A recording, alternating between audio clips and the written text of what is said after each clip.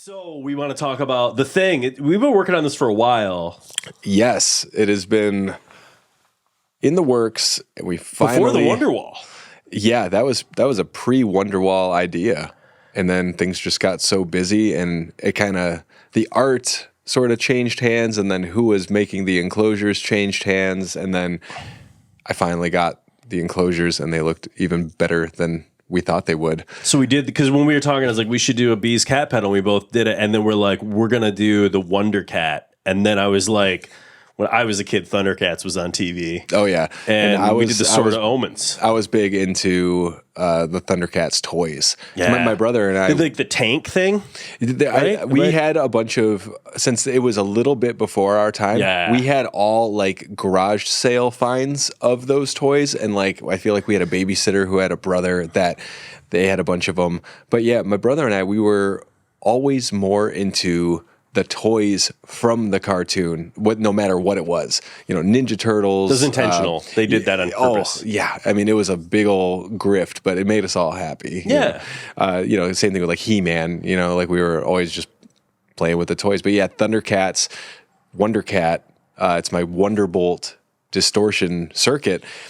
And yeah, the Sword of Omens being on it, up the middle, I just love it. It almost has this like pinstripey, cool, centered vibe, and it's so cool, especially on that green. Yeah. And the first draft had all the ThunderCats colors in it, and you go, this looks like a clown. And we were like, yeah, you're right. I was like, I think less is more is going to work here.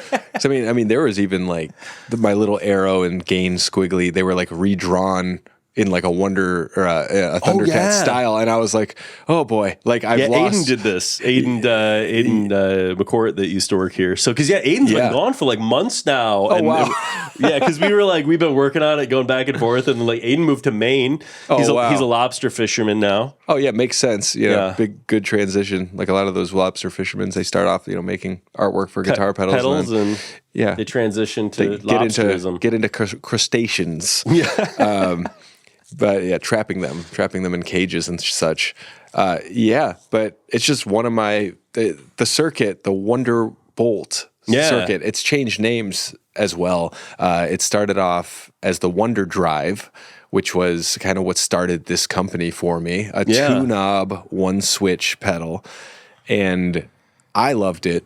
It was kind of a freak accident, a happy accident making it at all. And then after it got popular, I kind of realized there are a couple things that I can do to make this a little bit more usable and more versatile. So I added the tone knob, the third knob, the brightness knob. And then there's a Mark I and a Mark II switch on it, which Mark I is like the old Onederdrive sound, and Mark II is kind of my newer, I would call it the Onederbolt mode, a little bit more gain, a little bit more top end. Yeah.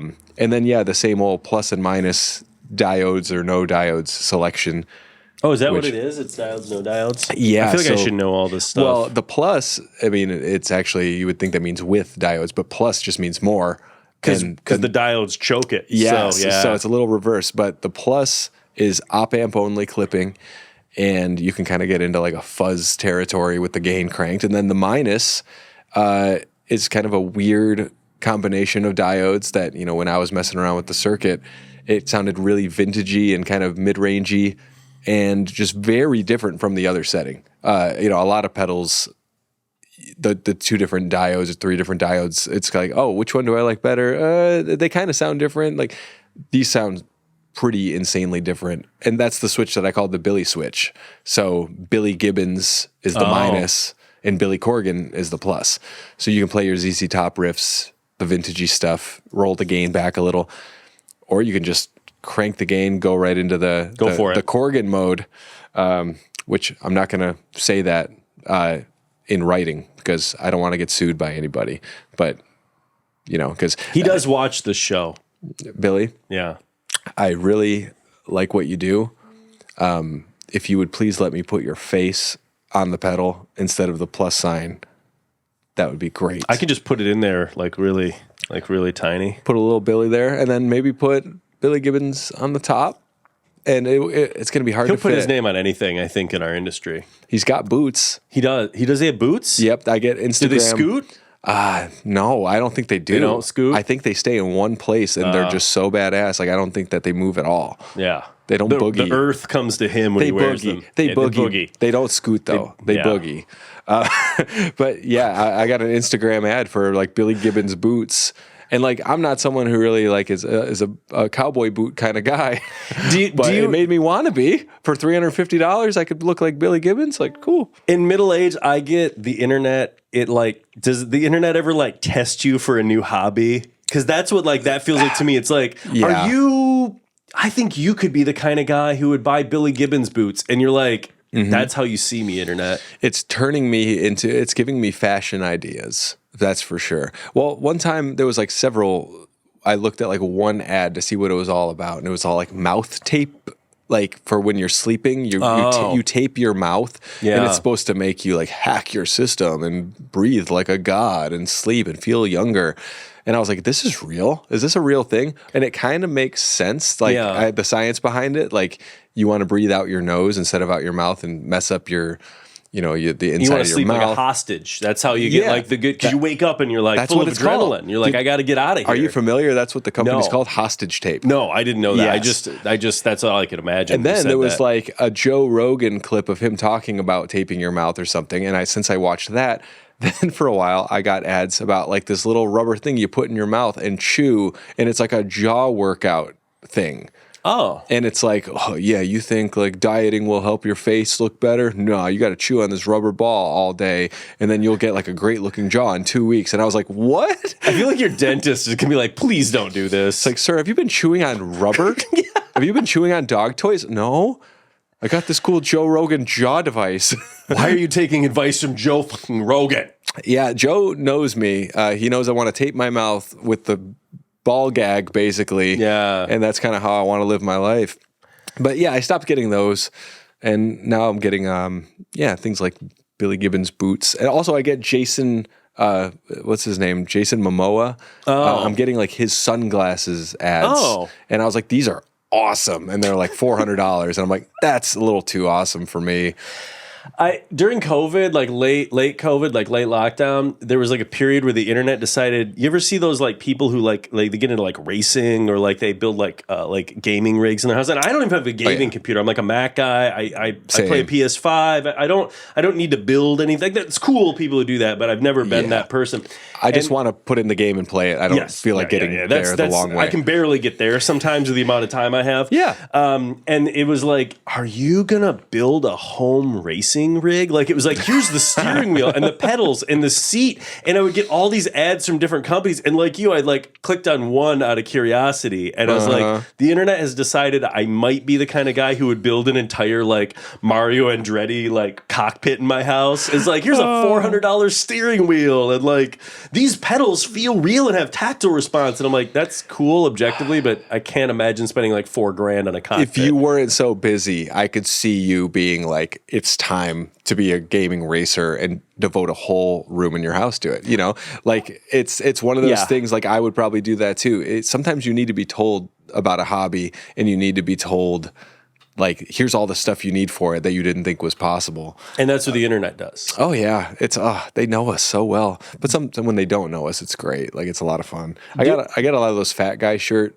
ads. Yeah, I get those too because we're middle aged, and they're like, "Are you getting a gut?" Because it's like, oh, babes will want to touch your shoulders if you're wearing this shirt that's longer in the front, so they can't see your belly. Isn't that like a timid or is It's like I think you should leave like the tummy tuggers, the TC tuggers. Yeah, the TC tuggers. No, that's really what these ads are like. And like you read the comments, and it's great because everybody's just mean, and they're like, just go to the gym if you think you need a shirt like this. And then other people are like, there's just a little bit more fabric in the front. Like, why is this like a special shirt? And then I'm like, cool, I'm buying it. And I bought a 3-pack. And you know what? It's not necessarily to like hide anything. They just fit really well. You know, I was like, all right. And I think there's a million different companies making them. They're all branded under something different, but they're all the same factory. And I got these cool shorts over COVID break. Call it COVID break. It's more positive. Yeah. COVID break. Back in COVID break. I enjoyed it. Yeah, I got some good shorts. They're not good anymore. They didn't really last. Like they're like sweat shorts. And they had an Italian flag, like little tag thing on them, I think, or something that looked like that. So they felt like they were expensive. Yeah. But yeah, that's kind of where I am with my IG ads. But So yeah, the Onedercat. So the Onedercat. Yeah. I don't know. We went down some tangents there. Should we make some noise on it? Let's do it. Let's do it. Yeah, I'll start with the old. We'll start with like the clipping diodes, Mark I, and then the thing about the old Onederdrive is the bright knob was all the way up. Okay, so that puts you back to the original circuit. This is very much like Onederdrive circuit.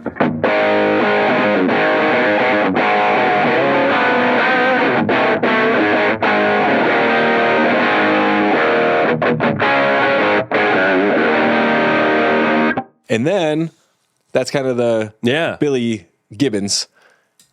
Billy Corgan, turn up the gain a little bit, and then you got the...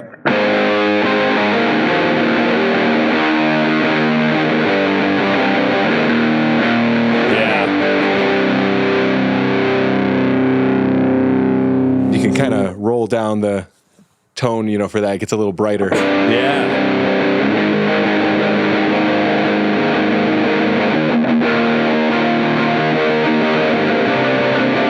That tone would have been like an op amp muff. I know it's not really a muff circuit, but right. That's it gets you there. I've had people tell me that op amp clipping setting with the gain cranked on their Onederdrive or Onederbolt, they were like, yeah, that became my new muff sound, even though it's not a muff, because it actually has a little bit of presence and it cuts through. Yeah, it wouldn't have that wacky tone that they put in those. Yeah, there's definitely like a weird little kind of tone sweep on those, and that's what's in my Wonderwall pedal. Yeah. So I was like, I want this on one side of my Wonderwall, and then my sort of muff style circuit on the other. So you get the best of both worlds. Chill it out, take it slow, then you rock out the show. Hannah Montana. I'm still pushing for the. You kept like coming up with ideas for other Wonderwall, and I was like, I think you need to do the like fake paneling. That was I still think I love that could work, because I did like the Red Rider pedals with the woody faceplate, and like wood just looks good. Wood is good, but like bad like 70s housing. Love that. It's good.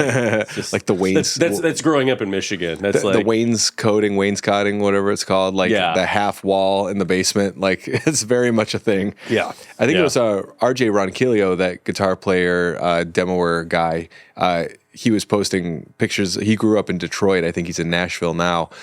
And he posted some pictures of him when he was younger playing in his basement. And it was like the Michigan basement. Nice. Like it was that same wood paneling, and it was like some, late 80s looking tapestries on a couch that looks like it would like Wayne's World. It would give you like slivers if you sat on it. Yeah. It was like totally that. And I was like, wow, it was a time and a place. But yeah, so the Mark I, it's a little bit less gain, a little bit less top end.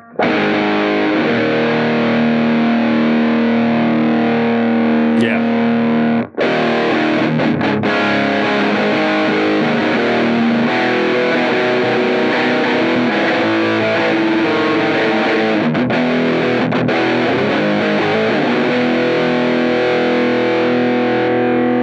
And I really like the Mark II setting on the minus setting over there, because it kind of lets that choked diode vintage sound breathe a little bit more. It gives it a little bit more snap.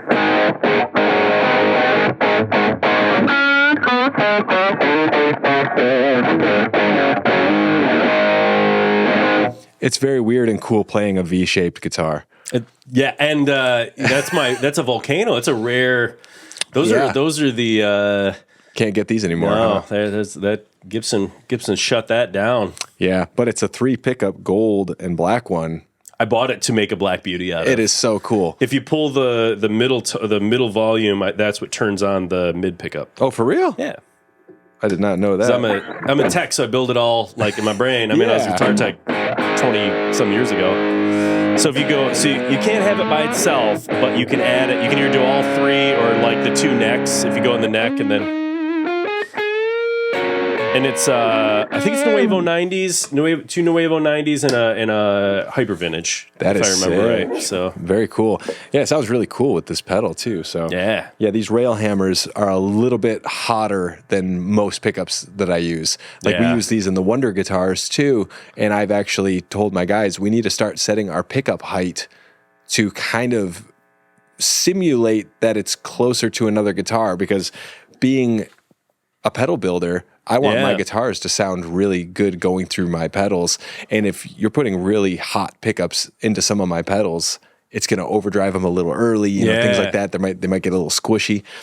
So yeah, setting the pickup height, like you can still get the benefits of the tone and then kind of reduce a little bit of that output, get you some more headroom. And yeah, it's a really nice pickup output is an interesting thing. Ken and I were talking about that when we were sitting down in here, because like people always think more, but like, man, sometimes when you back it down and pull it away, like I was showing you, I really like gold foils, and some of those are like very low output pickups, but they have so much like dynamic range and stuff. And they love fuzz. Yeah. Like when you put that kind of lower output, or even like, you know, the low impedance pickups into like a fuzz pedal, it's like, whoa, what's this? And it really comes alive.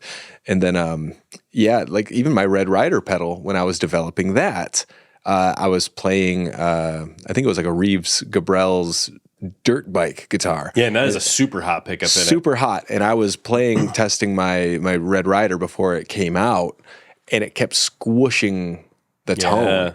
And I was like, no, like don't squish. Like this is a distortion pedal. It was like compressing. So I ended up, instead of just lowering my pickup or changing the guitar, I changed the circuit on the pedal to be happier with a higher, hotter pickup. Yeah. And I'm glad I did. You know, it made it a little bit different than, you know, it's sort of a rat-based pedal. You know, there's a couple things that I changed that made it way more unique, and it feels different. It sounds different. So yeah, it's sometimes, messing with different pickups when you're trying to come up with like a different, something different for a pedal. It's nice to test all the waters. Yeah, because especially like you got to think like you might have 10 guitars in your house, which is probably more than that. I got something like 10. Something like 10. Yeah. But like, you know, you get people like, you're not going to have the same guitars as anyone that buys your pedals. I mean, no one's going to have those same collection of guitars. And like some guys, I think they use one guitar the whole way. Like you really got to go in and try it in like every avenue of what every player could potentially try. You know? Yeah. Like one thing I did not have, at least I don't think I have, is an active pickup guitar. Oh yeah. And I'm working on a pedal with a band right now, and they were like, hey, have you tried this with active pickups? And I was like, that's actually a great question, because no. Yeah. You know, I've done it with different amps, with different pickups, like single coil, humbucker, P90, whatever. But luckily, active pickup did not make much of a difference. Yeah. It sounded super good. So was it Fluences or EMGs? Ooh, it's always one or the other. Yeah, it was the Fishman. Yeah, those sound pickups. so close to like passive. Like I feel like EMGs can act different. Sometimes they're the older 8185s, but like the Fishmans, I feel like they seem to run right down the same path that passive pickups like a lot of times. But yeah, I think next year, you know, talking about that band and a couple other things, like I'm diving into heavy metal world next year pretty hard. I've kind of been overdrive fuzzy guy for the past 3 years, and that's great. It's a lot of fun. Actually, this circuit on this Less Than Jake pedal, which we'll talk about soon, the dirt channel on this is kind of my most amp-like distortion yet. So the other ones are kind of more overdrives, more of like a vintage style distortion, whatever. This one is very much like if I was in my band touring, playing pop punk, punk rock, whatever, that would be like the pedal that I threw in front of the clean amp to get my sound. Like if I didn't have like my high gain amp head or something. So kind of going from there, there's a couple more pedals that I'm working on that have that kind of same topology. One's another collaboration with the band, and then the other one is going to be kind of because I am discontinuing the Red Rider pedal. Yeah, are you really making the Wonderbolt right now? Because I feel like you made a short run. We got a couple of them when you did the Wonderwall, and then I haven't seen you really do much with them. And because I feel like this might be the only one you're making right now. It is. I have like a handful at your store. Yeah. And I have probably 2 or 3 at my house. I put them out when I made the Wonderwall because there were people that were like, I want a standalone, basically the next gen of your Onederdrive. Yeah, yeah. And I was like, sweet, here we go. I haven't done a single demo for it. Yeah. And there's not a manual for it. And I feel a little bit silly because you're supposed to be selling these for me at your store, and I haven't told anybody that they even exist. No, we haven't talked about it because we kept being like, we're gonna do them. We were gonna do them for Earthquaker Day, and that was August 6th. Oh, for those ones, yeah. Yeah, we were like, that was our original target when we talked about was that. Yeah. And then that was like a while ago. I know. It's almost the next year. Well, but we got all the parts and we're ready to roll. We got it. And I'm happy with the circuit. And then, yeah, I'm probably not going to make any more Wonderbolts, to be honest, for a while until I come up with like a new sort Mark of 3. Yeah, well, yeah, I don't know. 2025, you're going to come back around. You're going to chug for a year. I'll have an 8-way rotary switch with Mark 1, Mark 2, Mark 3, Mark 4. You're going to go the Muffaletta. Yeah. It's going to be the Wonderetta. It's going to be all different versions of just like one resistor at a time. You can't even notice the difference. But yeah, when these come out, put goop in it. I should start gooping my pedals. But I'll be gooping my pedals not so people don't steal my stuff, but so people don't know that I have no idea what I'm doing. Or like you remember like that like slime, like you should just fill it with slime and see if it still works. Nickelodeon GAC. Yes, GAC. That's exactly GAC, what I think. And then they had Floam, which I feel like was around for a while. I liked Floam a lot because it wasn't that messy. It was like styrofoam with like a little bit of like adhesive in it, basically. Will ruin your carpet. It's like whatever made styrofoam worse for the environment. They're like, just mix some of that in. Yeah, and I remember I wanted this stuff called Smud. They made Smud for a minute, and I was like, this is like the new thing. It's way cooler. And then I don't think that was a thing for more than, had to be a couple months. When I was a kid, they had these little monster faces, and they were like, I can't remember what they were called, but they made a series of them. This is, because I grew up in the Garbage Pail Kids era, like the original OG Garbage Pail Kids era. Were they Mad Balls? Were they the ones that stunk? Like you'd squeeze them and like they were known to stink. I think they were before those. These were like balls with like a crazy looking like monster face. That was later. Okay, the original ones, if I'm wrong, they would like almost like a pig noise when you'd squeeze them, but their thing was like they stink. And like I don't remember that being a gimmick that they like promoted, but wow. I think it was with the original ones. I think maybe I'm wrong, but I feel like there was before that because that came out like 5 years later. But the original ones was like, hey, get these for your kids. It's great. They stink. And they'd like smell like farts. Oh, and like terrible. Because that's in the 80s what childhood was like, we'll give you a ball. And the fun part is that it stinks. Hey, marketing. I should do that with my pedals. Like they stink. Just be like, this will smell like complete ass if you open up the back. And like you'll wonder effects. You'll wonder why this smells so bad. That'll be the name of the pedal. And it'll just be like my dog's poop in every enclosure.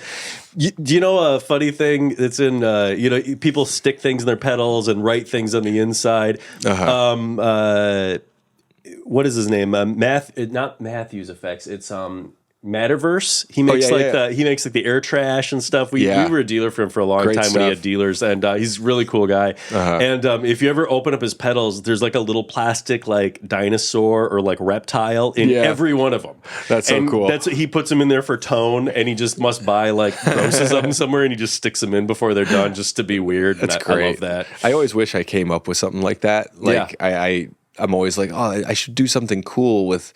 Because for a while when I got started, I was thinking about buying a typewriter and writing a quick hand-typed note and putting it with every pedal. Like, thank you so much, blah, blah, blah. I hope you dig it. And then I sold like 10 pedals at once, one time, and I was like, ooh, I don't think I can write 10 letters. This is why they invented the copier. Yes, I'm going to fax everybody a nice note, the new technology. Yeah. But yeah, when that comes out, it's going to come out soon. I think we're going to do it as you get done building them. I think we're going to do them. So yeah, it'll either be December or January, whenever we'll probably just release this at the same time. So we'll just be like, check it out. Here's it. We're talking about it. So it's happening now, probably, if we're putting this out.